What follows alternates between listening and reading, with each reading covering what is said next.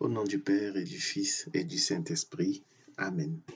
Shalom bien-aimés frères et sœurs dans le Seigneur. Nous sommes aujourd'hui le samedi 11 juillet 2020 et nous méditons l'Évangile selon Saint Matthieu, chapitre 19, versets 27 à 29. Je suis Edgar Assois et par mon baptême, j'ai été envoyé proclamer la bonne nouvelle du salut en Jésus-Christ. À vous, grâce et paix de la part de Dieu notre Père et du Seigneur Jésus-Christ de Nazareth. Bien-aimés frères et sœurs, la nouvelle est bonne. Elle est véritablement bonne. La nouvelle de ce jour que nous apporte l'Évangile selon Jésus-Christ. Dans cet Évangile, Jésus parle de la Jérusalem céleste. Et si vous prenez la peine, ce que je vous recommande fortement, prenez la peine d'aller lire le livre de l'Apocalypse au chapitre 21. Vous verrez que les premiers versets du chapitre 21 déclarent ceci. Alors je vis un ciel nouveau et une terre nouvelle, car le premier ciel et la première terre ont disparu et la mer n'est plus. Oui, le premier ciel, la première terre, c'est ce que nous connaissons aujourd'hui, peu importe le continent sur lequel tu vis.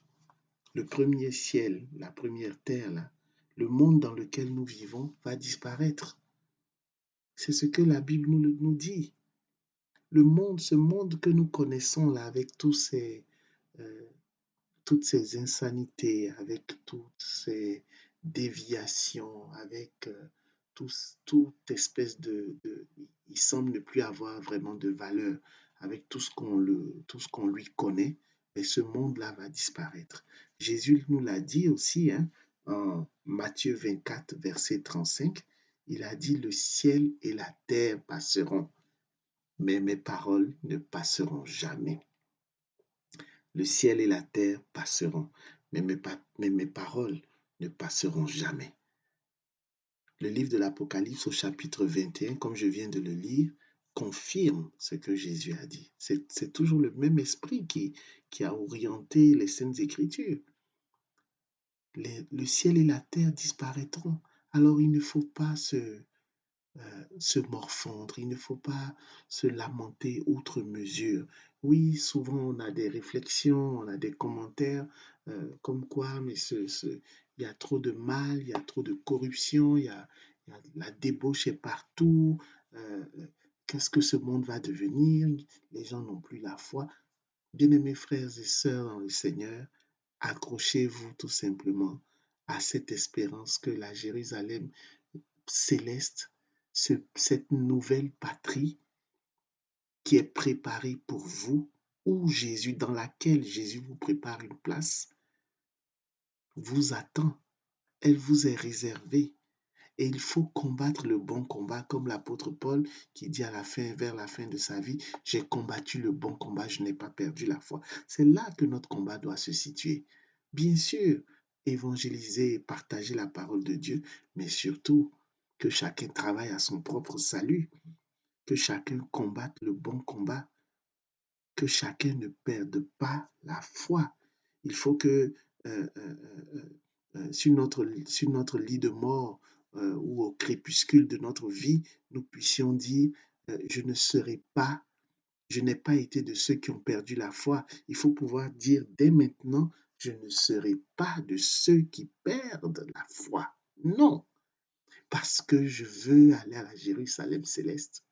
Je veux y aller, moi aussi, je veux y aller. Je veux que mon nom soit écrit dans le livre de vie. Parce que ceux qui iront à la Jérusalem céleste, c'est ceux qui auront leur nom écrit dans le livre de vie. C'est pourquoi accroche-toi à la parole de Dieu. Crois en Jésus-Christ de Nazareth. Travaille. Travaille toi-même à ton propre salut. La Bible nous le dit, travaillez vous-même à votre propre salut. Ne te décourage pas. Même s'il t'arrive de fléchir, il t'arrive de tomber, comme David, relève-toi. Retourne devant ton Seigneur et continue le combat, ce bon combat de la foi. C'est cela la bonne nouvelle de ce jour. Notre pays nous attend. Oh, bien-aimés frères et sœurs, il n'y aura plus de pleurs là-bas. Il n'y aura plus de souffrance. Il n'y aura plus de maladie. Il n'y aura même plus de ténèbres, d'obscurité. La gloire du Seigneur va illuminer toute cette terre. Nous serons dans une nouvelle création. Un monde nouveau nous attend. Et ce monde ne sera pas au ciel. On dit bien une nouvelle terre, un nouveau ciel. Ce monde ne sera pas au ciel comme on le pense, ce sera sur cette terre, mais une terre formée seulement, constituée seulement par ceux qui auront été rachetés, ceux qui se seront endormis dans la fidélité, dans la foi à Jésus-Christ. Une terre constituée seulement de ceux qui auront gardé la foi, qui auront persévéré jusqu'à la fin. C'est mon espérance. Oh, et cette espérance me remplit de joie.